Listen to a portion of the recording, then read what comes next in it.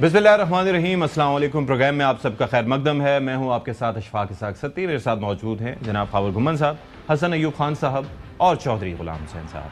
अच्छा, मामला ये है कि ख़बर जो सामने आई है कि बिलाखिर पाकिस्तान की सालिसी की कोशिशें रंग लाती दिखाई दे रही हैं। पाकिस्तान ने अनथक मेहनत की, अनथक कोशिश की और किसी भी मामले पर हिम्मत नहीं हारी, अपनी बिसात से बढ़कर काम किया। और मोहसिन नकवी साहब इस वक्त भी वहाँ पर मौजूद हैं और अल अरबिया न्यूज़ की जानिब से ये बताया जा रहा है कि हतमी मुआहदे के ऐलान के लिए मुमकिन तौर पर कल फील्ड मार्शल आसिम मुनीर दौरा कर सकते हैं। अच्छा जी, सामने जो लिखा हुआ है वो टेक्स्ट आप पढ़ सकते हैं कि work is under way to put the finishing touches on the text of an agreement between the Washington and Iran. The Pakistani Army Chief may visit Iran tomorrow to announce the final version of the agreement. The achievement of the final version of agreement between America and Iran may be announced within hours. A new round of negotiations will be held in Islamabad after the Hajj season. जी आप देख लें। उसके बाद जनाब Ali इसना news की जानिब से क्या है जी, दिखाएं जी। Field marshal Asim Munir, commander of the Pakistan army, will travel to Tehran today amid ongoing talks and consultations with Tehran officials serving as a mediator between Iran and America. तो ये आप देख लें कि ये इसना की जानिब से ये खबर दी गई है। फिर उसके बाद प्रेस टीवी की जानिब से भी जो डिटेल्स इस मुतालिक शेयर की गई हैं, मैं चाहूँगा कि वो भी हमें स्क्रीन पे दिखाई जा सकें। वो ये है कि Iran pursuing talks in good faith but views US with deep suspicion. ये बातें अपनी जगह, इसके ऊपर भी आगे चल के हम डिस्कशन करेंगे क्या है।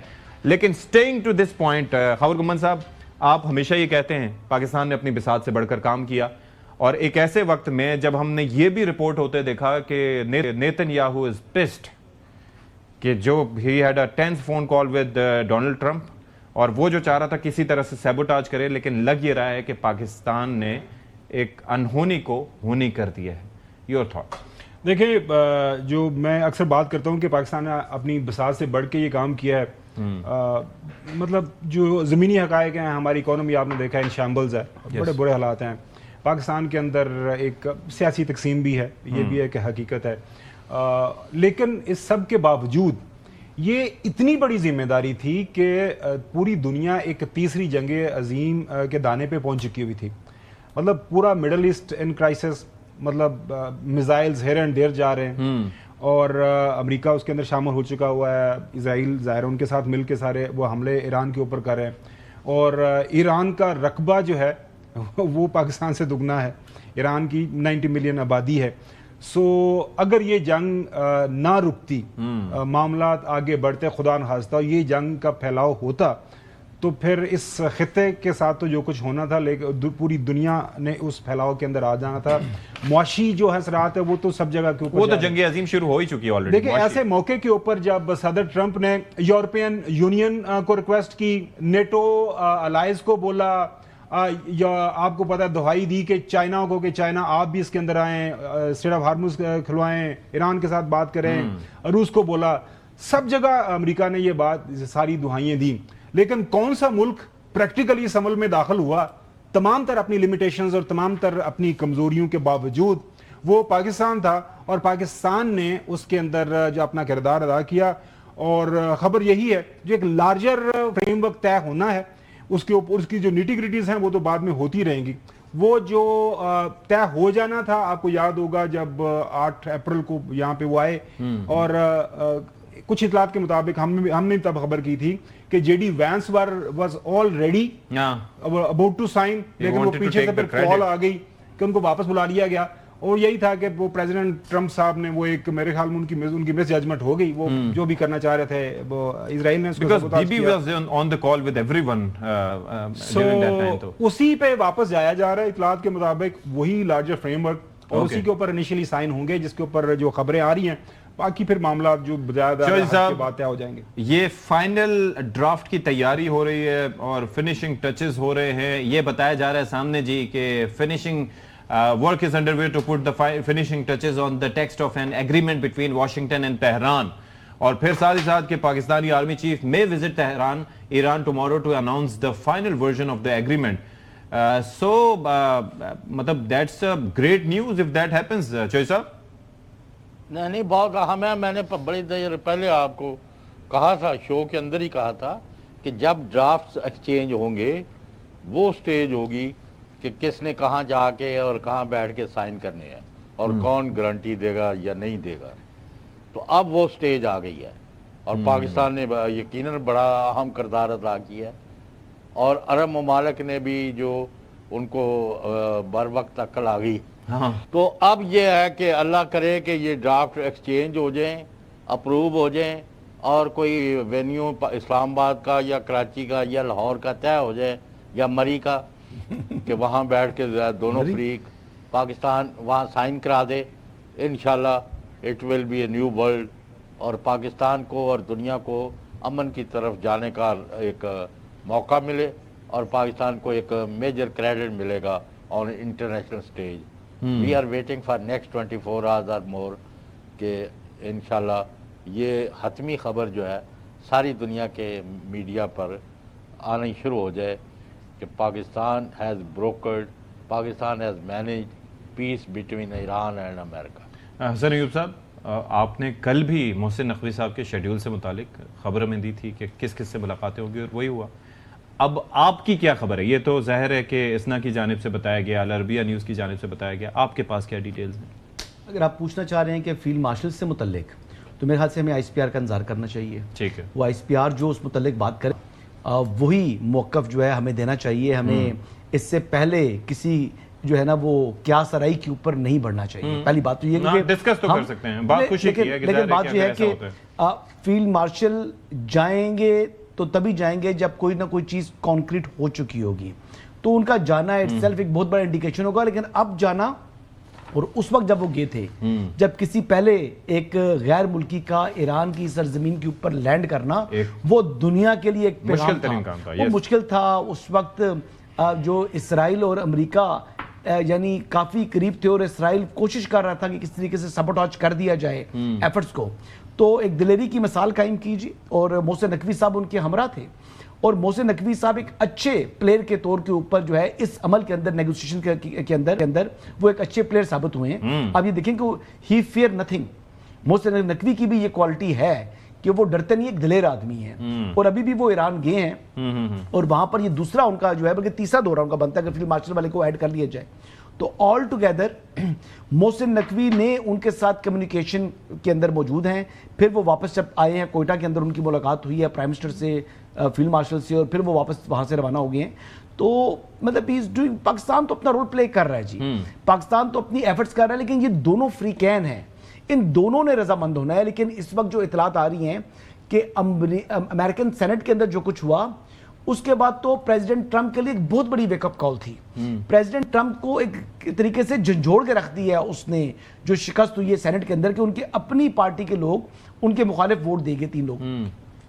تو یہ ان کے لیے ویک اپ کال تھی. سیکنڈ ایک بات سمجھیں کہ اگر یہ مذاکرات کے ذریعے جنگ بندی ہوتی ہے تو اس کا فائدہ ریپبلکن پارٹی کو ہے, جو پولیٹیکل کیپٹل لوز کیا ہے یعنی جو پریزیڈنٹ ٹرمپ کی پارٹی نے, وہ دوبارہ کلیم کیا جا سکتا ہے نومبر تک. وہ دوبارہ کوشش ہو سکتی ہے اس سمت کے اندر اگر فیول کی پرائسز نیچے آتی ہیں کہ امریکن عوام کا بڑا اثر ہے امریکن پالیٹکس کے اوپر. لیکن دوسری طرف نیتن جاؤ کے لیے میں نے کل بھی یہ بات کی تھی کہ اس کا پولیٹیکل کیپٹل اس لحاظ سے خراب ہوگا کیونکہ وہ اگر ایران کو مزید تباہی کر سکتا ہے تو وہ کل الیکشن میں یہ بات کلیم کر سکتا ہے کہ جی میں نے اسرائیل کے لیے خطے کے اندر موجود جو خطرہ تھا اس کو تباہ کر دیا. اچھا ایک چیز مجھے سمجھا دیجیے گا, یہ IRGC کو جو کنونس کرنے کی جو ان سے ملاقاتیں ہوئی وہ کس بنیاد پہ کس بات پہ ہو رہی تھی؟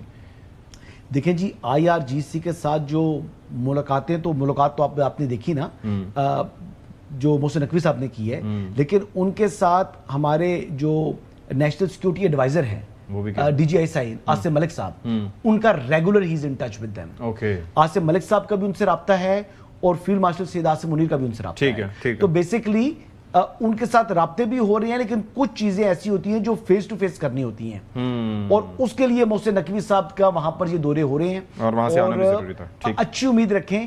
لیکن حج کے حوالے سے کہہ رہا ہے جی العربیہ, تو حج is just round the corner جی. کتنے دن رہ گئے ہیں اس میں؟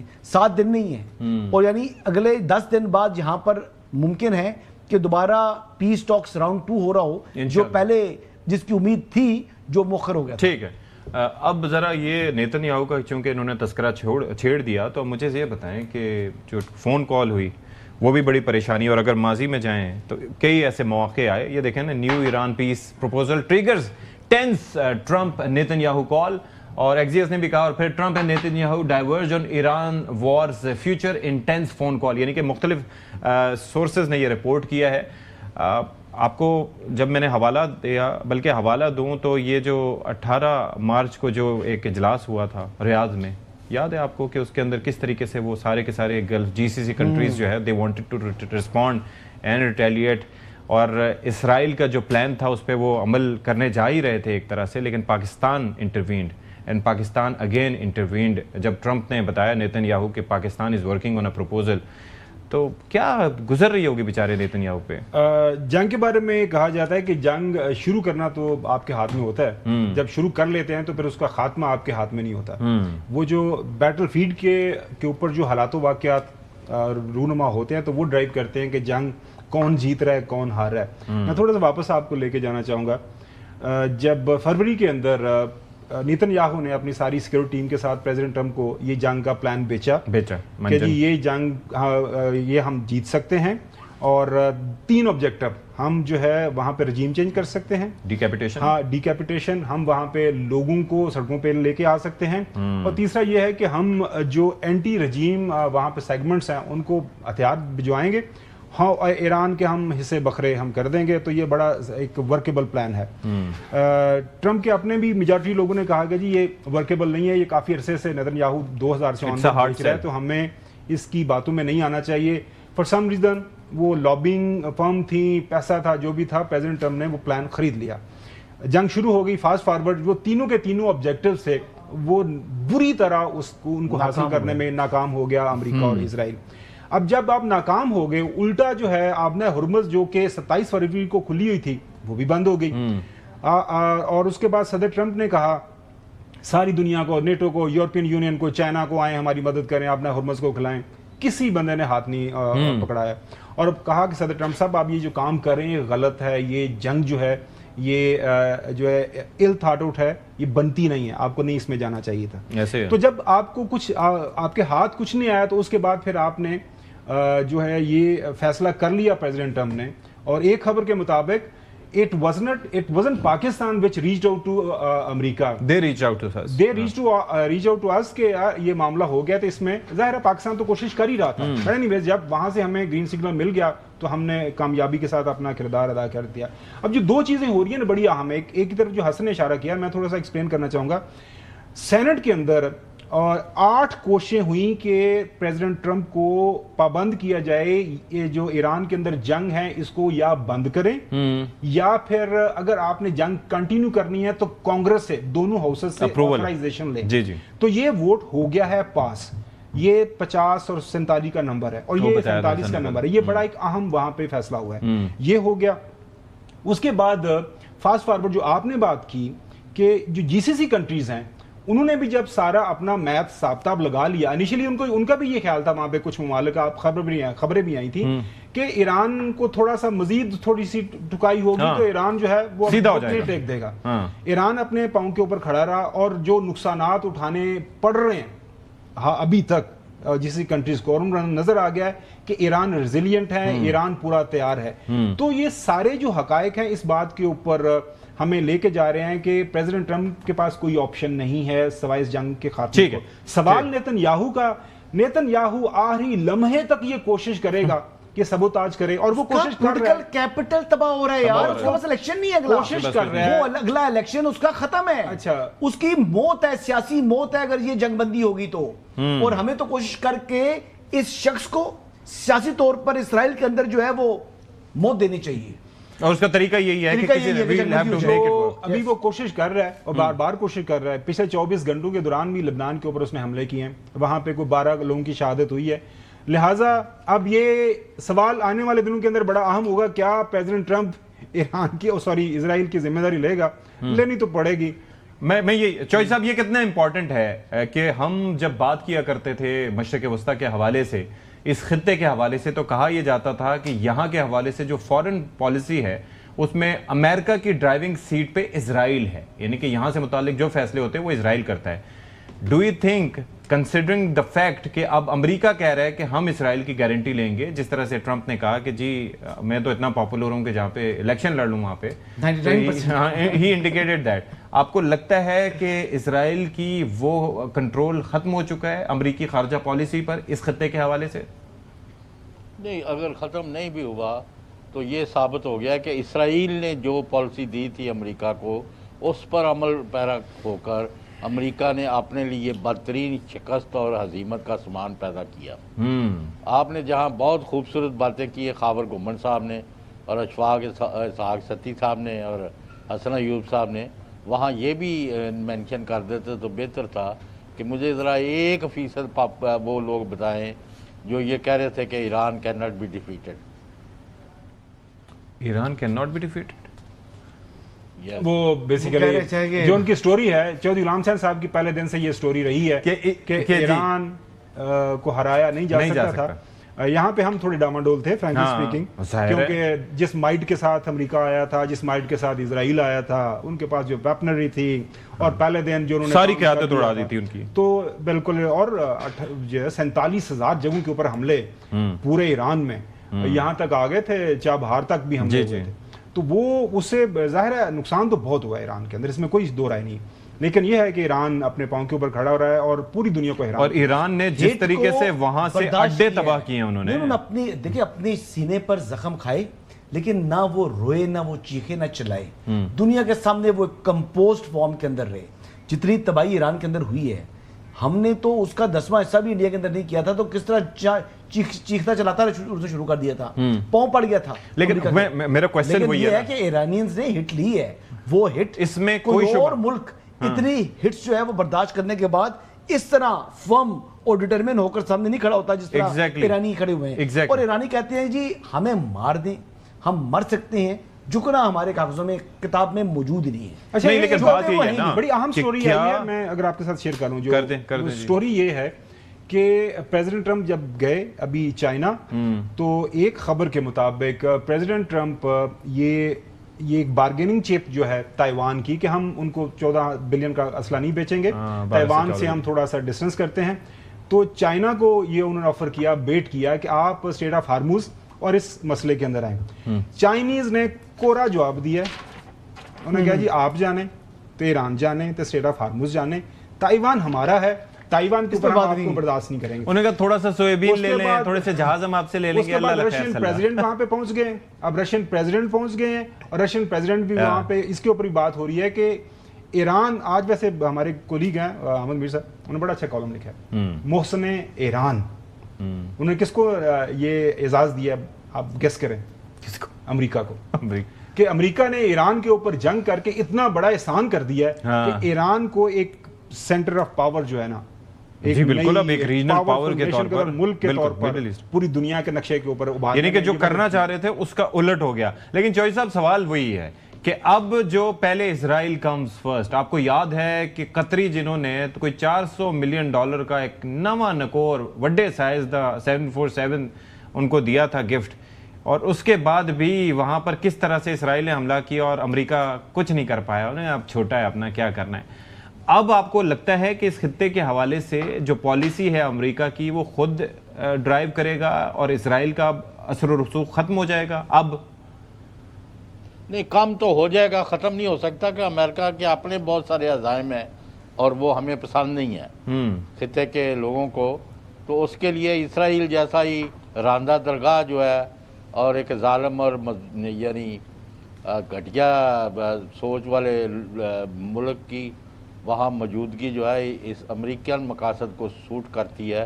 لیکن اس میں ایک فرق پڑ گیا ہے، جیسے کہ آپ نے دبے لفظوں میں ایک بات کی ہے کہ اب اس خطے میں ایران کو اگنور کر کے کوئی فیصلہ مسلط کرنا مشکل ہوتا جا رہا ہے، اور عرب ممالک اب سوللی امریکہ پر ڈیپینڈ نہیں کریں گے، اور بہت ساری نئے حقائق سامنے آ گئے ہیں، اور روس اور چین کو اگنور کر کے دنیا کا نظام بھی چلانا خاصا مشکل ہوتا جا رہا ہے ڈے ان ڈے آؤٹ.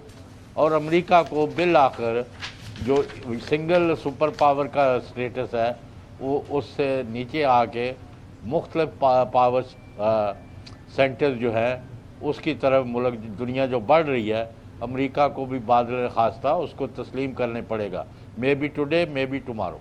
अच्छा, एक चीज बड़ी इंपॉर्टेंट है, आप जरा हसन कुछ साहब कहना चाह रहे ये हैं? आप कुछ कह रहे हैं तो पहले आप कह लीजिए। मैं ये बात करता करना हूं। चाह रहा हूं कि देखें, ये अल्लाह का हुक्म है कि इसराइल का जो एक मॉन्स्टर क्रिमिनल फेस है वो आहिस्ता आहिस्ता दुनिया के सामने वाज़ेह हो गया। पहले वो ये विक्टिम प्ले करते थे कि हम मजलूम हैं।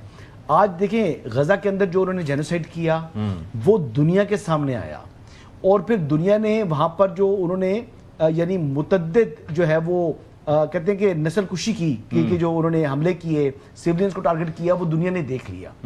एक तो एक क्रिमिनल फेस इसराइली हुकूमत का सामने आया दुनिया के, दूसरा फिर ये ईरान वॉर के अंदर अमरीकी अवाम मेजॉरिटी में यानी 60% से जायद लोग जो है वो ये कहते हैं कि अमरीकी मुफाद के बरक्स अमरीका ने ये जंग इसराइल के मुफाद की खातिर जो है शुरू की है। तो इसराइल का जो परसेप्शन अमंग मैसेज है इन यूएसए वो बुरी तरीके से मुतासर हुआ है।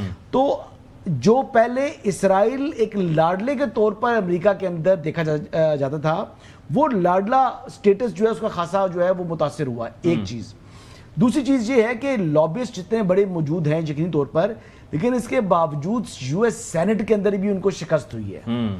यूएस सेनेट के अंदर उनको शिकस्त हुई है, ये छोटी बात नहीं है।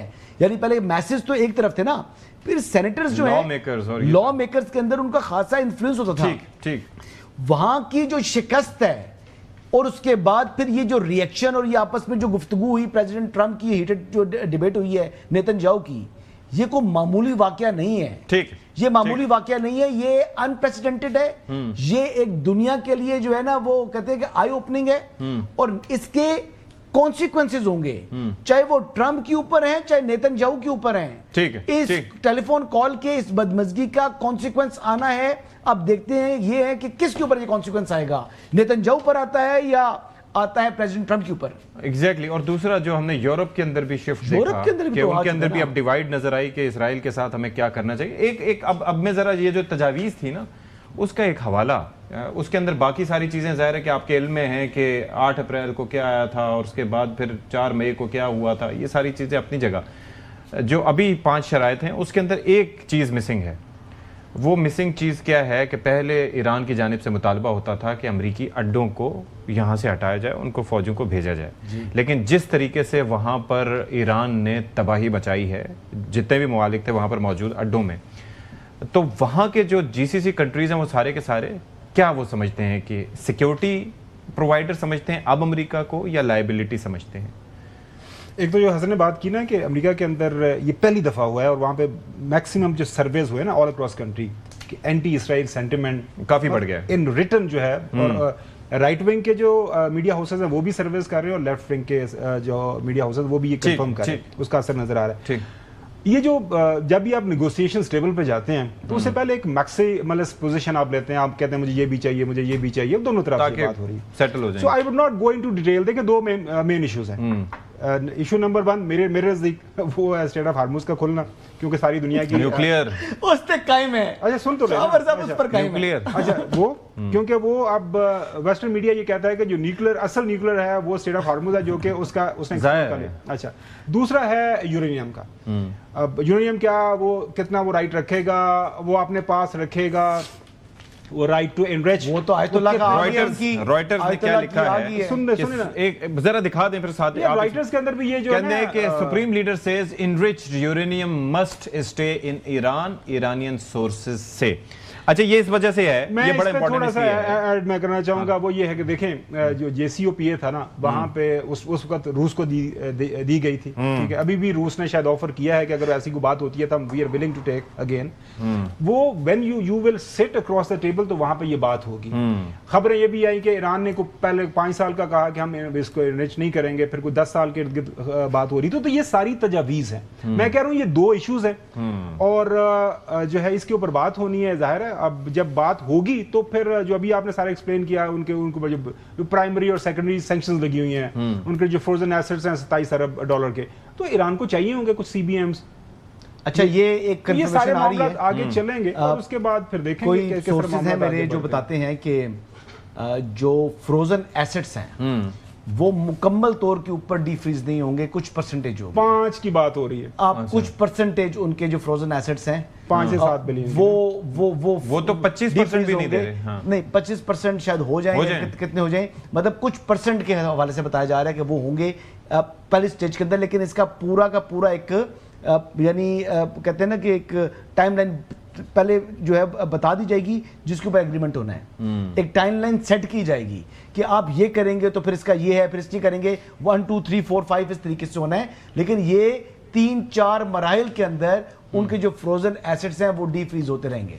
गारंटर कौन होगा, ये $1 मिलियन क्वेश्चन है। आज तक वो सवाल वो है जो कभी मेरे ख्याल में गारंटर वही आप वाली बात, इसमें स्ट्रेट ऑफ हॉर्मुज ही होगी गारंटर। नहीं, इसमें पहले हमने चाइना को बनाया था, चाइना से जनाब जवाब मिल गया। फिर अब मेरे ख्याल से या चौधरी गुलाम हुसैन साहब को बनाते हैं गारंटर या खावर गुमन साहब को बनाते हैं। ये देखिए सारी दुनिया आएगी इसके ऊपर। ये मुझे लगता है JCPO टाइप होगा, सारी दुनिया आएगी, लेकिन इस दफा विद पेनल्टी होगा कि जो पार्टी भागेगी उसके ऊपर फिर तो पेनल्टी लगाएगा कौन? बिल्ली के गले में घंटी कोई नहीं बांध सकता, बांधनी पड़ेगी। नहीं कोई नहीं। अब देखिए ऐसा होता है तो अमेरिका और ये अभी एक स्टेटमेंट तो आया है वहां से रशिया और उनका चाइना का कि जी हम किसी उसको जंग नहीं होनी चाहिए, लेकिन कोई वो बिल्ली के गले में घंटी कोई नहीं बांधता। तो अभी तक ना बहुत कुछ कर चुका होता अमेरिका, ये सीज फायर की तरफ ना जाता। अमेरिका को समझ आ रहा है कि वो फंस गया हुआ है, लेकिन फिर भी चौधरी साहब ये बताएं कि गारंटर कौन होगा? गारंटर वही होगा जो दोनों फ्रीक जिनको एक्सेप्ट करेंगे। ये तो नहीं होता कि गारंटर जो है वो गारंटी देता फिर और फ्रीक कहे कि हमें तो कबूल नहीं है। तो ये हो सकता है एक अमेरिका की तरफ से हो जाए, एक चाइना यानी ईरान की तरफ से हो जाए। फॉर इंस्टेंस ये सेकेंडरी सिचुएशन है। पहले है कि एग्रीमेंट पर दोनों का इत्तेफाक, उसकी उस पर अमल दरामद और उसको वायलेशन के सूरत में कोई फरीक मौजूद हो, कोई पार्टी मौजूद हो जो ताकत रखती हो, जो उसको वायलेट करे, उसको मुआहदे के मुताबिक अमल पर यानी पाबंद करे, मजबूर करे। अच्छा जी आई बिलीव इन दैट के देखें ऐसा नहीं होना। बात ये है कि जब इजराइल का गारंटर पाकिस्तान के कहने पर फील्ड मार्शल मौजूद थे तेहरान के अंदर, तो उन्होंने स्टेट ऑफ हॉर्मुज को खोलने का ऐलान किया ईरान ने, तो अमेरिका ने नेवल ब्लॉकेड ने कहा इट विल रिमेन, उसका वो नहीं वो रहेगा। तो बात ये है कि अमेरिका ने मुतद्दिद बार वायलेट किया है, ठीक है, हमें एम्बैरस कराया है, ये बात हकीकत है, हमें एम्बैरसमेंट हुई है। वो लबनान वाले मामले पे देखें ना, एवरीवेयर। तो अब क्वेश्चन ये है कि पाकिस्तान को भी गारंटी मांगनी चाहिए अमेरिका से, ठीक है, कि जनाब जो आप हमें हमारे जरिए हमें सालसी का रोल दे रहे हैं, हम सालिस के तौर पे अगर आपका कोई मुआहदा कराते हैं, लेकिन आपको हमारी बात, तो फिर आपको फिर हमारी बात माननी पड़ेगी ना। लेकिन इजराइल का गारंटर तो हमें मिल गया है, वो हम परेशान हो रहे थे कि कौन है, तो वो अमेरिकी सदर ने जो फरमाया, दिखाएं क्या फरमाते हैं वो। What have you said to Prime Minister Netanyahu about Iran and how long to hold off on strike? He's fine. He'll do whatever I want him to do. He's a very, very good man. He'll do whatever I want him to do, and he's a great guy. To me, he's a great guy. Don't forget, he was a wartime prime minister, and he's not treated right in Israel, in my opinion. I'm right now at 99% in Israel. I could run for prime minister, so maybe after I do this, I'll go to Israel, run for prime minister. I had a poll this morning, I'm 99%. मतलब आप check कर लें कि जो Israel वही करेगा, Netanyahu वही करेगा जो मैं चाहूंगा, और फिर मैं इतना पॉपुलर हूं। ईरान के पास न्यूक्लियर वेपन है जो उसने इस्तेमाल कर लिया है, तो वो ईरान के पास बड़ी जबरदस्त गारंटी है किसी भी मुआहदे के ऊपर अमल दराने के लिए। अगर कोई मुआहदे से आगे पीछे होएगा, वो ठग करके क्या बंद, बस फिर दुनिया जो है फिर स्टैंड स्टिल। सो दुनिया अपनी जो है ना मजबूरी में, अब यहाँ पे एक पंजाबी का मुहावरा इस्तेमाल हो सकता है, लेकिन उन्होंने कहा जी दुनिया अपनी मजबूरी में जो है वो आएगी, वो फिर कहेगी कि नहीं जो बात कर रहे हैं इसके ऊपर अमल दरामद। चल we'll take a break here जी, ब्रेक के बाद हाजिर होते हैं।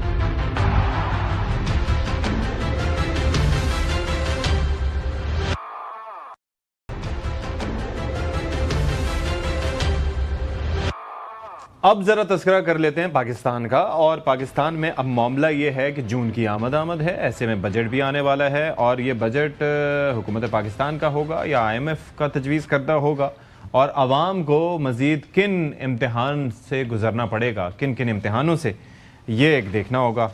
اب حکومت بھی ظاہر ہے کہ اس میں تھوڑی پریشانی سے دوچار تو ہوگی کہ کیا کیا جائے۔ تو شعیب نظامی صاحب ہمیں اس سیگمنٹ کے لیے خصوصی طور پر جوائن کر رہے ہیں۔ لیکن تھوڑی سی فیکچوئل کریکشن، جب آپ IMF کے پیکج میں ہوتے ہیں تو یہ بجٹ IMF کا ہی تجویز کنندہ ہوتا ہے، تو یہ اس کا تائید کنندہ کون ہوتا ہے پھر؟ پاکستان ساڑھا پھر کی ہوئے گا، ہم برداشت کنندہ ہی رہیں گے۔ شعیب صاحب جو ہیں وہ بیسیکلی لیکن ویسے جو ہمارے چودھری غلام حسین صاحب ہیں وہ ہمیشہ ناپسند کرتے ہیں، کہتے ہیں جی کہ شعیب نظامی صاحب آپ ٹیکس بھی نہیں لگوا دیتے ہیں، آپ بجلی بھی بڑھوا دیتے ہیں، مہنگی بھی بڑھوا رہے ہیں، آپ جناب یہ کر رہے ہیں۔ تو شعیب نظامی صاحب کو چوہدری صاحب بالکل پسند نہیں کرتے، تو میں پروگرام سے پہلے آپ کو بتا رہا ہوں کہ یہ نئے ٹیکسز لگوائیں گے تو چوہدری صاحب کا ریئیکشن آنا ہے۔ چوہدری صاحب آپ کا پہلے موقف لے لیتے ہیں کہ یہ جو بجٹ ہے، ایک تو شعیب نظامی صاحب آگے، لیکن میرا سوال وہی کہ یہ تجویز کنندہ کہا جا رہا ہے، خاور گھمن صاحب کہہ رہے ہیں کہ جی گورنمنٹ IMF ہے، تو ہم برداشت کنندہ ہوں گے اس بجٹ میں؟ نہیں، میں پہلی بات تو یہ ہے کہ یہ شعیب نظامی کو میں جب سے ہمارے ساتھ ان کا انٹریکشن ہے کہ ایک بڑا کمپیٹنٹ، کیپیبل اور حقائق پر مبنی گفتگو کرنے والا انسان پایا ہے۔ I am very fond of ہم، اور آپ لوگ بھی میرا خیال ان کی اس وجہ سے بڑی جو صاحب کریڈٹ مجھے دینا، میں اس کو لے کے آیا تھا ایئر وے کے اندر، آپ بتائیں گے نہیں ہم تو آپ کو اور بھی بڑا کریڈٹ دینا چاہتے ہیں، لیکن آپ دے دیں نہیں جو صاحب زیادہ نہیں چاہیے۔ اچھا، آپ نے یہ ہے کہ بھائی اب میسنجر جو ہے اس کو آپ مطلب ہے اگر میسج بیڈ ہے یا ان کے پاس خبر اچھی نہیں ہے تو وہ اپنے سے گاڑ کے تو نہیں دے سکتے۔ اب ہم یہ چاہتے ہیں کہ اگر شعیب نظامی صاحب ہمیں یہ بتا دیں کہ ہمیں جو IMF کے اور حکومت کا مشترکہ جو بڑا شورا ہے اس سے عوام کو جو ذبح کرنے کا پروگرام ہے، اس سے کوئی جان بچ سکتی ہے کسی نہ کسی سیکٹر میں، کسی نہ کسی شکل میں، یا غریبوں کے لیے مطلب ہے نہ کیا غریباں رکھے روزے تو دن لمبے، تو یہی لگ رہا ہے۔ یہ شعیب صاحب کو ذرا پوچھو۔ جی اصل میں صورتحال یہ ہے کہ جو جب بھی گورنمنٹ آئے گی کہ کم از کم 2 سال تک مشکل فیصلے کرے گی، اور اس دفعہ جو ہے وہ 3 سال کے مشکل فیصلے 2 سال میں ہی عوام کو نظر آ رہے ہیں۔ کس کے لیے مشکل فیصلے؟ اکانومی کے لیے مشکل فیصلے، عوام کے لیے مشکل فیصلے، ٹیکسز بڑھانے کے لیے۔ باقی الیکشن کے جو آخری 3 سال ہوتے ہیں حکومت کے، دوسرا اور چوتھا اور 5واں سال، اس میں ہم دیکھتے ہیں کچھ ریلیف کی کوششیں کی جاتی ہیں، لیکن جو مشکل فیصلے جو 3 سال میں ہونے تھے وہ 2 سال میں ہو چکے ہیں، اور ابھی جو ہے تقریباً 100 روپے سے اوپر کپ کی لیوی جو ہے چل رہی ہے، اور کل پھر شاید امکان ہے کہ پیٹرول مہنگا ہوگا۔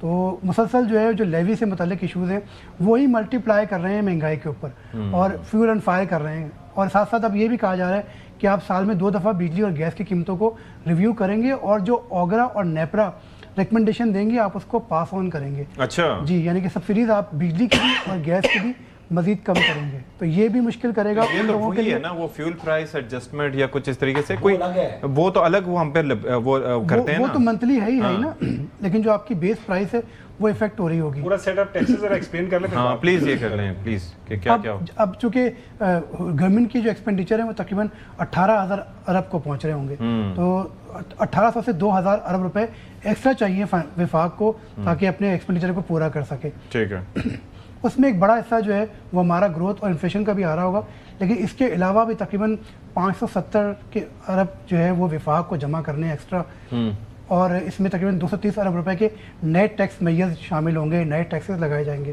اس کے ساتھ ساتھ جو ہے وہ ایک اسکیم تاجروں کی جو ہمیشہ سے اٹریکٹ کرتی ہے، وہ 100 ارب اس سے آئیں گے، کچھ ٹیکس چوری روکی جائے گی۔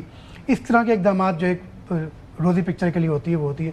دوسری بات یہ کہ صوبوں کو 430 ارب روپے جمع کرنے، اب وہ کیا کس چیز سے آئیں گے؟ ایکسائز سے آئیں گے، گلی محلوں میں چلان ہو رہے ہوں گے لوگوں کے پارکنگ کے اوپر، اور اس سے نئے طریقے نئے طریقے کے ریونیوز، ایکسائز جو ہے بہت متحرک ہوگا صوبوں کے اندر۔ جو ریئل اسٹیٹ کے اوپر جو گاڑیوں کے ایکسائز ہو رہے ہیں اس پہ جو ہے جرمانے اور لیٹ پیمنٹ سرچارج جو پہلے معاف ہو جایا کرتے تھے، وہ مشکلیں عوام کو फेस करनी पड़ेंगी, जिससे ये एक्स्ट्रा रेवेन्यू जो नॉन टैक्स रेवेन्यू। अच्छा ठीक है, सवाल मेरा ये है, एक बड़ा रिकॉर्ड बनने जा रहा है सदी साहब, वो ये है कि प्राइम मिनिस्टर शहबाज शरीफ साहब की सरबराही में 5वां बजट पेश होने जा रहा है, तो ये किसी इलेक्टेड गवर्नमेंट के लिए ना एक बड़ी कामयाबी है, पीडीएम और उसको मिला के, और दोनों को मिला के, तो ये भी एक माशाल्लाह बड़ा रिकॉर्ड है।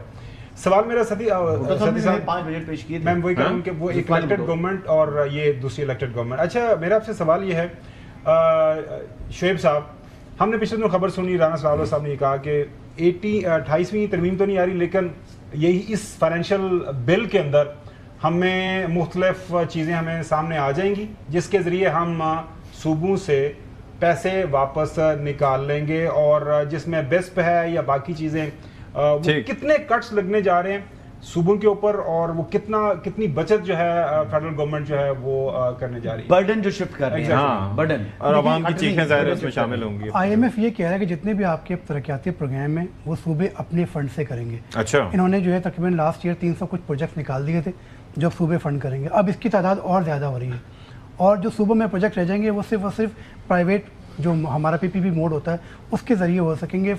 विफाक जो है वो अब छोटे जो तमाम सूबों के अंदर जो है वो फंडिंग नहीं करेगा, तो वहाँ से एक बचत होगी। और इस बात का इम्कान था कि बेसिक इनकम सपोर्ट प्रोग्राम के जो फंड्स हैं वो किसी हद तक जो है वो सूबों को शिफ्ट किए जाएं, लेकिन अभी ये थोड़ी सी इनमेच्योर है। जो हमारी अभी जैसे IMF से एक बातचीत हुई है तो उनकी तरफ से इसका मुतालबा नहीं आया। अच्छा। और उन्होंने ये कहा कि जो आपका BSP प्रोग्राम है हम चाहते हैं कि चले और इस पर फंडिंग बढ़ाई जाए और उसको बढ़ाने का फैसला नहीं। और इसके साथ साथ ये जो लेवी के मसाइल हैं इसके ऊपर IMF की सोच क्या है कि उस पर क्या तजवीज़ किया जा रहा है, क्योंकि ये बराह रास्त कंसर्न नहीं है, लेकिन पैसे जमा कर रहे हैं ना, पैसे तो फिर और तरीके से जमा कर रहे हैं। गवर्नमेंट के जो एक्सपेंडिचर्स आपने कहा कि उसके लिए अब मजीद 1800 से 2000 अरब रुपए की ज़रूरत होगी, तो गवर्नमेंट अपने एक्सपेंडिचर्स के बारे में कुछ कमी या कटौती नहीं कर सकती, या वो उसी तरीके से बढ़ते रहेंगे सालाना बुनियादों पे?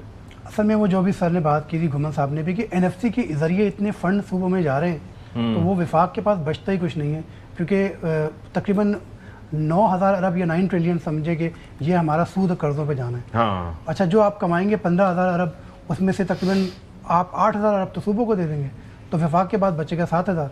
फिर आपका डिफेंस एक्सपेंडिचर है, फिर अब जो शरह सूद बढ़ रही है, इससे 1% बढ़ने से 600 अरब रुपए से 700 अरब रुपए का कर्जा विफाक के ऊपर बढ़ जाता है, जो 1% आपका शरह सूद है। ये अगर अब जैसे हमारी बातचीत हुई है, खुदा न खास्ता ये जो इस वक्त ईरान अमेरिका की वॉर है ये आगे चलती है तो ये डैमेज करेगी पाकिस्तान की इंपोर्ट्स को, हमारे पर प्रेशर आएगा। महंगाई की शरह जो इस वक्त जो हम बातचीत नहीं हो पा रही हमारी IMF से, वो इन्हीं के ऊपर है कि उनके इन्फ्लेशन के नंबर हमारे इन्फ्लेशन के नंबर में फ़र्क है, उनके ग्रोथ के नंबर में हमारे ग्रोथ के नंबर में फ़र्क है। इसी वजह से जो जब महंगाई बढ़ेगी तो शहर से तो और बढ़ेगी, तो ये कर्जों बोझ बढ़ रहा होगा ना, 600 से 700 अरब रुपए, इतने तो रेवेन्यू नहीं हम जमा कर पाएंगे जो हमारा खाली इन्फ्लेशन की वजह से इम्पैक्ट। मसला ये है खबर साहब, ये जो रेवेन्यू की बात है, या इस तरीके से अब जो हम सोच रहे थे कि जी टैक्स नेट को वसी करने की बातें और सारी चीजें, वो लगता है कि वो हवाई हो गई। 2-4 बातें पूछना चाह रहा हूँ। आप साहब ये बताइएगा कि रिटेलर के ऊपर टैक्स लग रहा है 230 अरब रुपए में, जो आप कह रहे हैं कि इकट्ठा करना है, तो इसमें क्या रिटेलर्स के हवाले से कोई तखमीना लगाया हुआ है इस बजट के अंदर वफाक का? एक बात। दूसरा, ये सूबों ने इकट्ठा करके देना है। अब ये भी क्वेश्चन है ना, वैसे तो ये डिस्ट्रिक्ट गवर्नमेंट्स के जरिए कलेक्शन होनी चाहिए जो रिटेलर से टैक्स है, और उनकी मॉनिटरिंग के अंदर होना चाहिए, लेकिन अब वो किस तरीके से मैकेनिज्म बनाते हैं, नहीं कर सकते, करना नहीं करना। दूसरा क्वेश्चन ये है कि कोई एमनेस्टी वगैरह आ रही है, कोई रियल एस्टेट के हवाले से कह रही है कि रियल एस्टेट खुलने जा रही है, क्योंकि मैं कल भी एक बिजनेसमैन के साथ बैठा हुआ था, तो उसके मल्टीपल सिटीज के अंदर उसकी प्रॉपर्टीज मौजूद हैं, इवन के जो कुछ जगहों पर कंस्ट्रक्टेड थी, कुछ जगहों पर खाली प्लॉट्स हैं, उसकी भी उसको ऑफर्स आ रही हैं। तो इसका मतलब ये है कि मार्केट के अंदर कुछ हलचल स्टार्ट हो पड़ी है बजट से पहले ही। तो इस हवाले से कोई ऐसी चीज को फैसिलिटेट कर रही है गवर्नमेंट ताकि रियल एस्टेट सेक्टर खुले और दोबारा उसके साथ जो बाकी इंडस्ट्रीज हैं या मुख्तलिफ इंडस्ट्रीज हैं वो भी चल सके? अच्छा, इसका जवाब दीजिएगा प्लीज। एक ब्रेक का वक्त हो गया, हमें बताया गया ब्रेक के बाद हाजिर होंगे।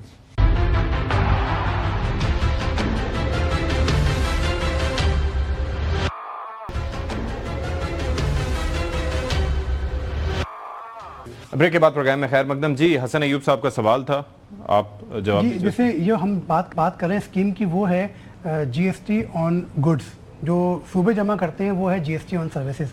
तो ये सूबे को जमा करने का इख्तियार ही नहीं है, तो वफाक की स्कीम होगी, वफाक ही इसको स्कीम को लेकर आएगा, तकरीबन 100 अरब रुपए इससे हासिल होने की तवक्को होगी अगर ये कामयाब हो गई। तो इसमें ये है कि तकरीबन जो 25 करोड़ का टर्नओवर होगा उसके ऊपर 1% यानी कि 25 लाख रुपए साल का सेल्स टैक्स जमा करा सकेंगे। और अच्छा, ये ताजिर तो इससे सेल्स टैक्स भी किसी हद तक आ जाएगा और निज़ाम भी आसान हो जाएगा। कुछ बनी होम्योपैथिक कर रहे हैं, इससे बहुत ज़्यादा पोटेंशियल है। ये कम से कम जो है वो 1100-1200 अरब यहाँ से आ सकता है। करें कैसे? मसला तो सारा यही है तो ना। ये करना तो जिन्होंने है उनका करना है ना, हुकूमत का काम है। टैक्स नेट से मुतालिक जो बात मैं कर रहा था उस पे कुछ भी नहीं। और सैलरीड क्लास के बारे में क्या सिलसिला है?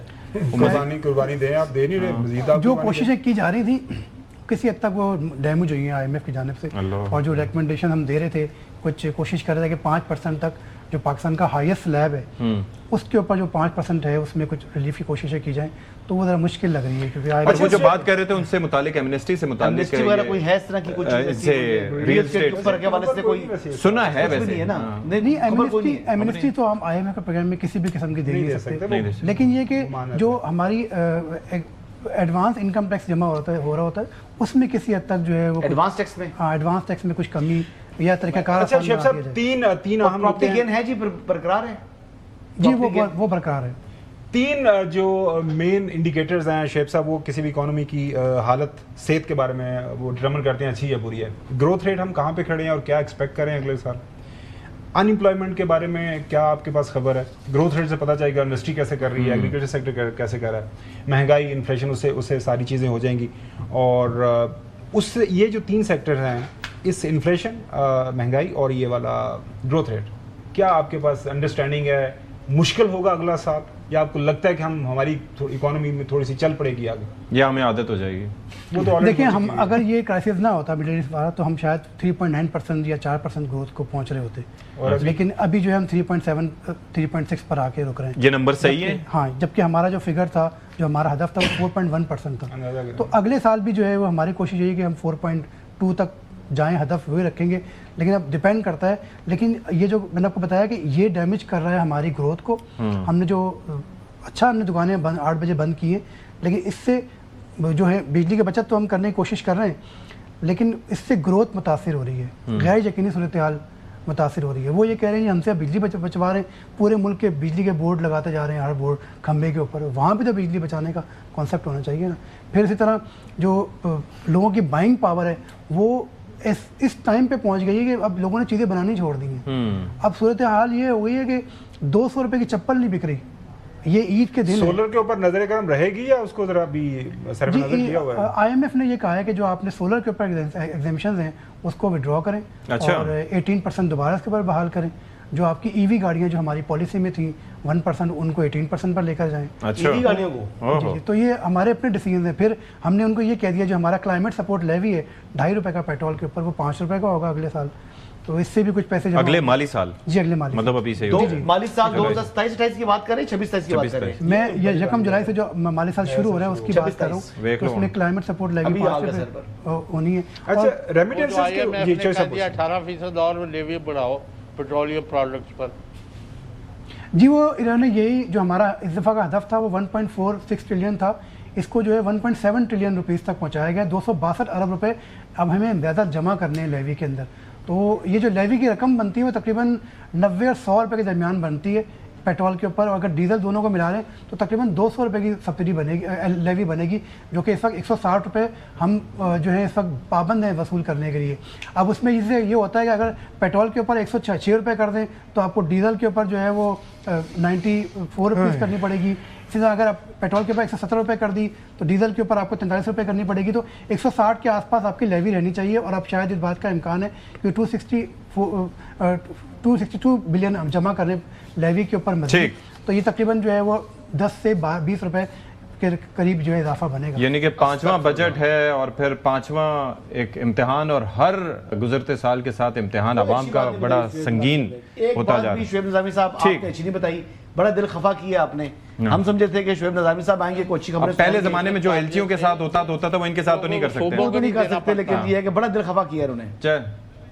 चलें जी, सबका बहुत शुक्रिया। प्रोग्राम नाज़रीन फिलहाल इतना ही। अशफाक इसाक सत्ती को इजाज़त दीजिए। अल्लाह हाफ़िज़ नासिर।